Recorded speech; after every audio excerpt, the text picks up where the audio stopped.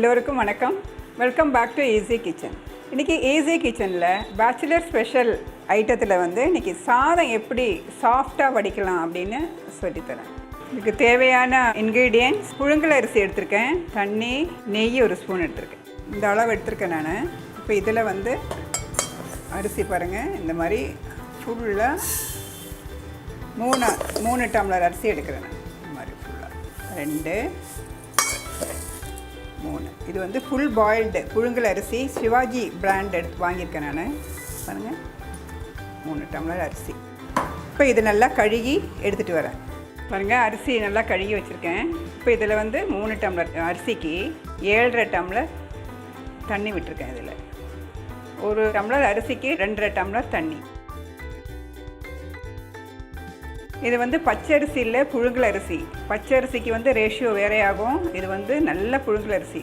இதில் பாருங்கள், நெய் ஒரு 2 டீஸ்பூன் நெய் விட்டுருக்கேன். நல்லா கலரி விட்டுருக்கேன். நெய் இல்லைன்னா நல்லெண்ணெய் கூட ஊற்றுலாங்க. நல்லா மூடிடுங்க. ஸ்டீம் வரட்டும். ஸ்டீம் வந்தப்புறம் தான் வெயிட் போடணுங்க. நல்லா ஸ்டீம் வருது பாருங்கள்.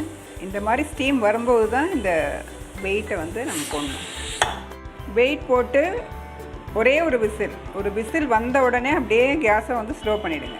இப்போ பாருங்கள், ஒரு விசில் கரெக்டாக 3 நிமிஷம் ஆச்சுங்க. 3 நிமிஷம் ஆனதும் நான் இந்த கேஸை ஆஃப் பண்ணிட்டேன். இப்போ நீங்கள் என்ன பண்ணணுன்னா, இதை இந்த ஸ்டீம் ஃபுல்லாக போனதுக்கப்புறம் இந்த வெயிட்டை எடுக்கணும். இது எடுக்கும்போதும் ஸ்டீம் ஃபுல்லாக போயிருக்கணும். போனதுக்கப்புறம் இந்த குக்கரை ஓப்பன் பண்ணணும். உடனே ஓப்பன் பண்ணக்கூடாது. இப்போ பாருங்கள், ஸ்டீம் கம்ப்ளீட்டாக போயிடுச்சு பாருங்கள்.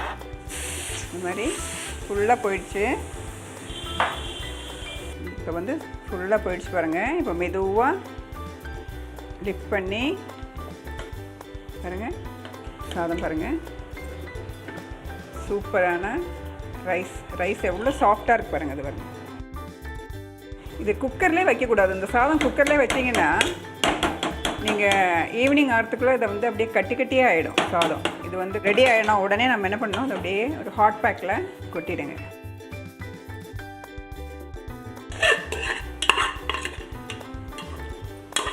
பார்த்திங்களா, சாதம் ஒன்றோட ஒன்று ஒட்டாமல் அவ்வளோ அழகாக இருக்குது பாருங்கள். சாஃப்டாக இருக்கும், ரொம்ப சாஃப்டாக இருக்கும் இந்த சாதம்.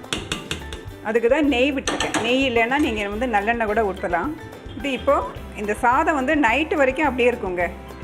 இந்த மாதிரி ஹாட் பேக்கில் போட்டு நீங்கள் இந்த மாதிரி மூடி வச்சிங்கன்னா நைட்டு வரைக்கும் இந்த சாதம் அப்படியே சூடாகவே இருக்கும், கெட்டு போகாது.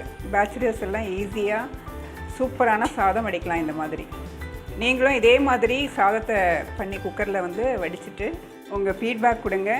சப்ஸ்கிரைப் பண்ணுங்கள், கமெண்ட் பண்ணுங்கள்.